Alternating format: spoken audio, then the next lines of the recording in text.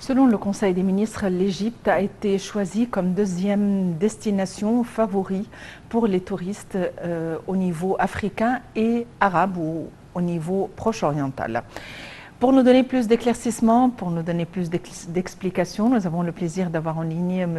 Ilham Zayed, qui est expert en tourisme. M. Ilham Zayed, bonjour et bienvenue avec nous. Bonjour, merci. Monsieur Ilham Zayed, l'Égypte a été choisie comme deuxième destination favori au niveau africain et proche-oriental. Tout d'abord, pourquoi? C'est le plus important. D'abord parce que c'est une destination proche de l'Europe. Et les Européens commencent à voyager. Comme nous allons lire dans le même texte qui vient du Premier ministre, les pays concernés qui envoient des touristes, c'est l'Allemagne, la France, l'Angleterre, l'Italie, sont des pays typiquement proches du Moyen-Orient.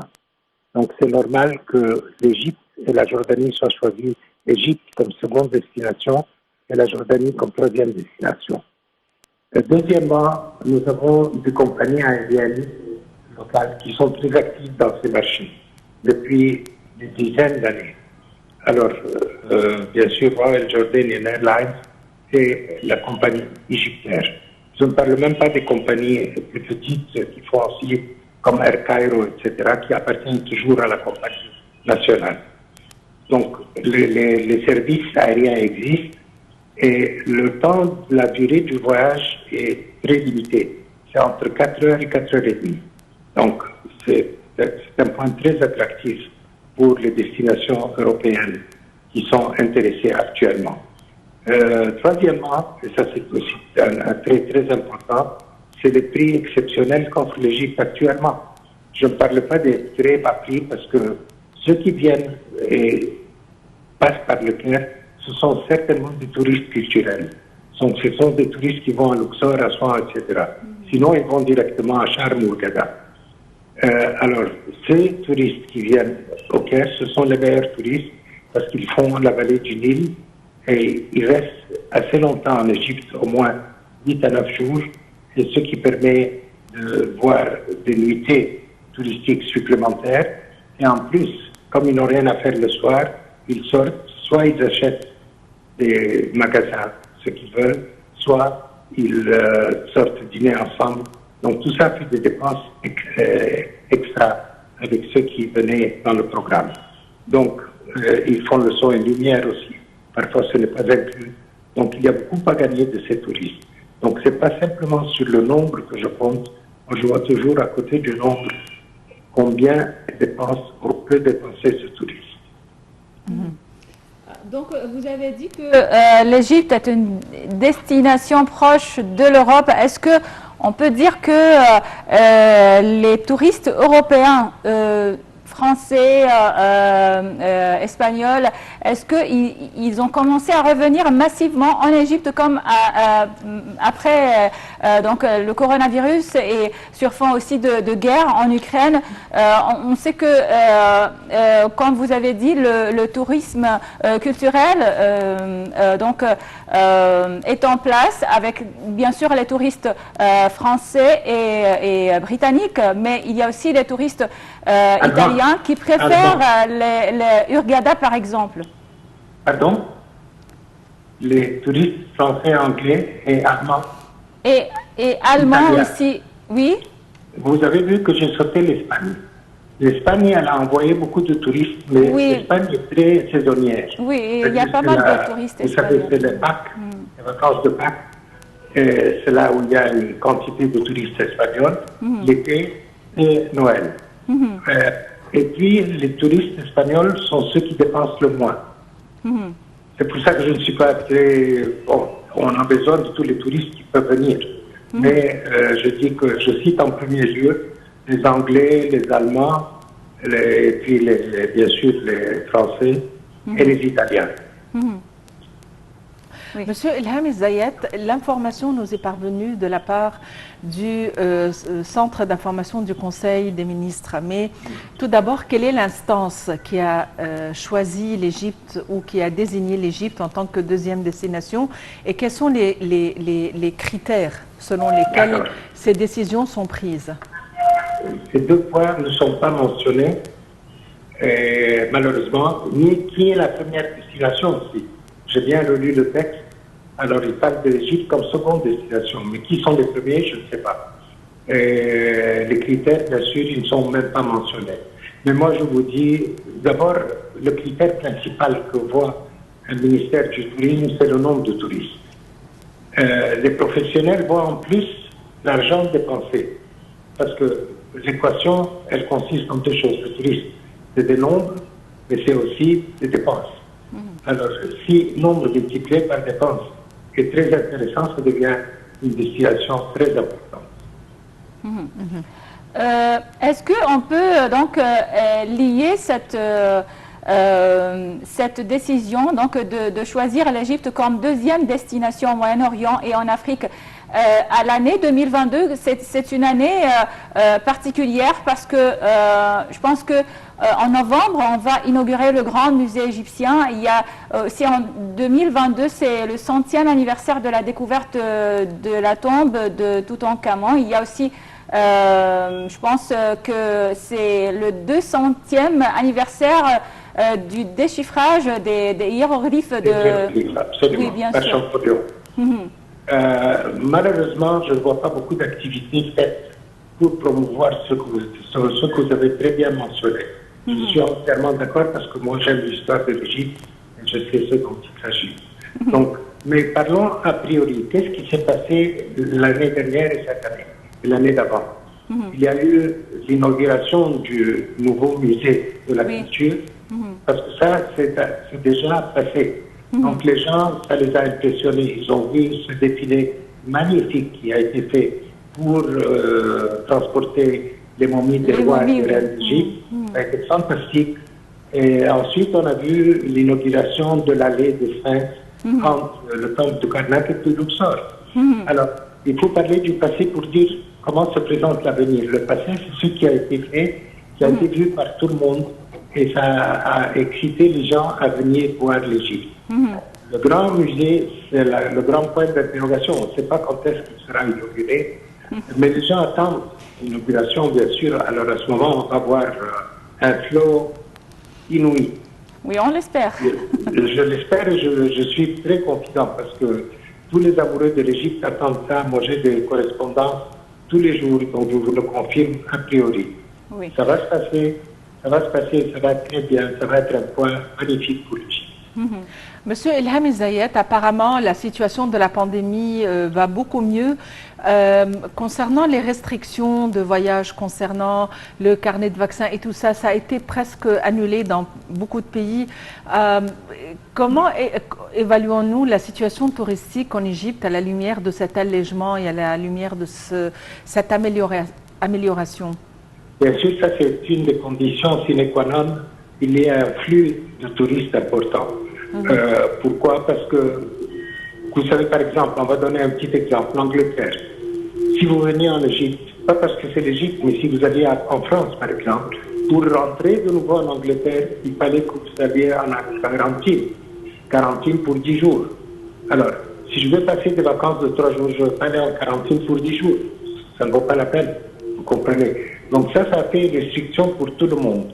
Quand ces restrictions ont été enlevées, on a vu que le flot de touristes a commencé à émerger pour l'Égypte et pour les autres destinations, bien sûr. Monsieur Ilham Zayed, donc, quand vous avez constaté ces dernières années, le gouvernement donc, a fait plusieurs efforts pour attirer le tourisme vers l'Égypte après donc, des années qui étaient donc, très difficiles pour le tourisme. Mais aussi, il y a plusieurs efforts à faire et il y a des lois donc, qui doivent être donc, discutées. Il y a des lois donc, au Parlement qui sont discutées actuellement pour améliorer ce secteur du tourisme. Ah oui, plus important que les lois, il y a quelque chose de très très important.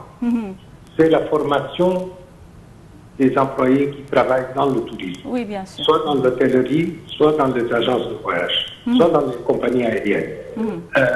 Toute cette période, donc tout le monde, pas en Égypte seulement, et il y a eu beaucoup d'employés qui ont cessé de travailler dans le tourisme. Donc, si on veut recruter de nouveaux employés, il faut les former. Et ça prend du temps, ça prend beaucoup d'efforts. Alors là, l'effort du ministère du Tourisme est très important.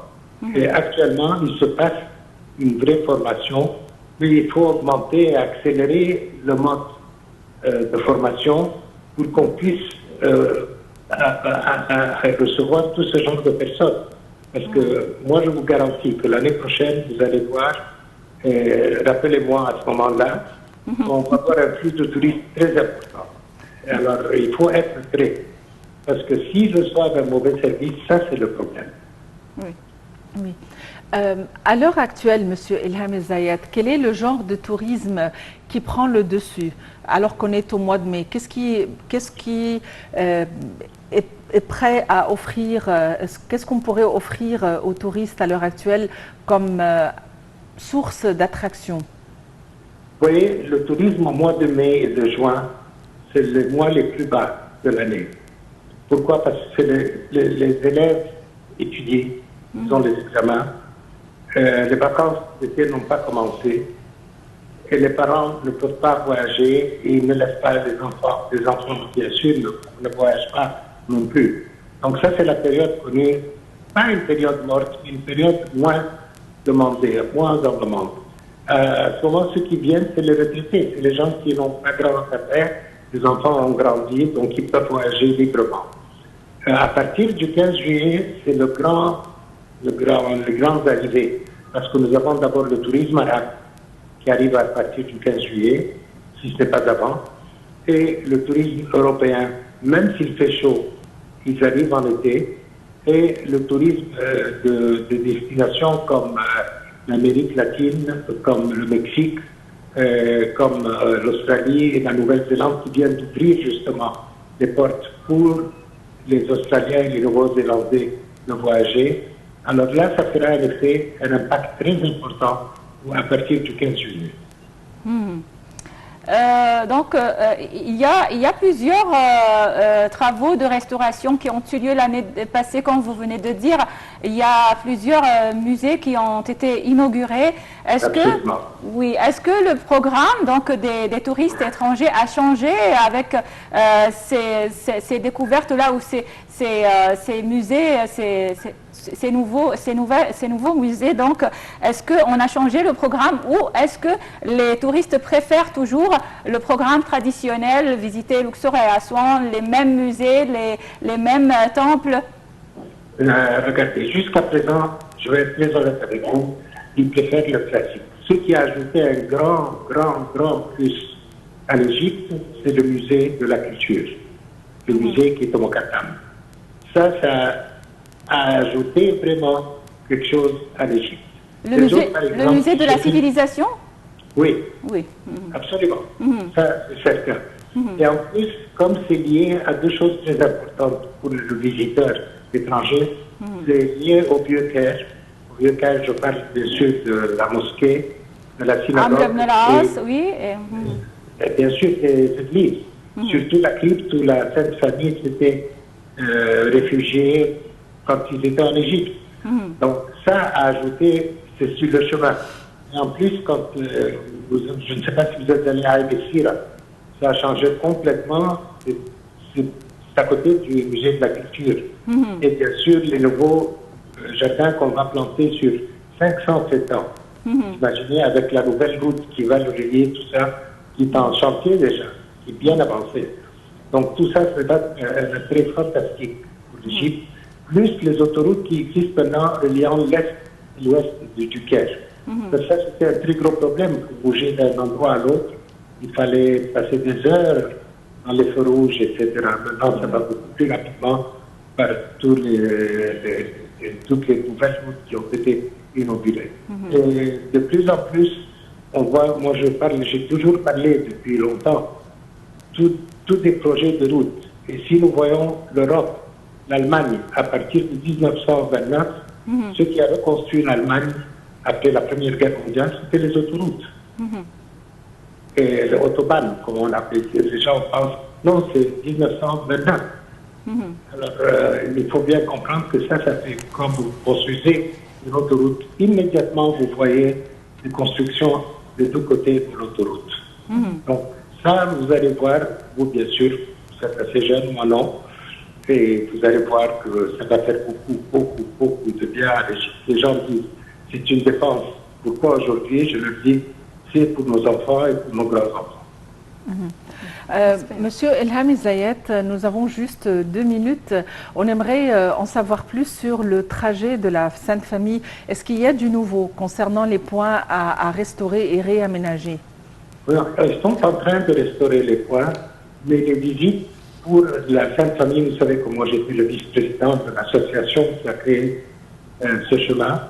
Et donc, je peux vous dire que c'est une excellente idée, mais il faut savoir qu'il faut le vendre autrement. Personne n'a, il y a 31 destinations. Personne n'aura le temps de faire les 31 destinations, à moins qu'il ait beaucoup d'argent, qu'il ait beaucoup de temps libre, ce qui n'est pas le cas pour tout le monde. Donc, chaque pays a une certaine attraction. Il y a des pays qui ont attraction pour le Caire uniquement. Il y a des pays qui sont beaucoup plus religieux, qui veulent voir Assout. Il y a des pays qui veulent voir Minier, parce qu'il y a des très beaux sites à Minier. Je parle toujours du trajet de la Sainte Famille.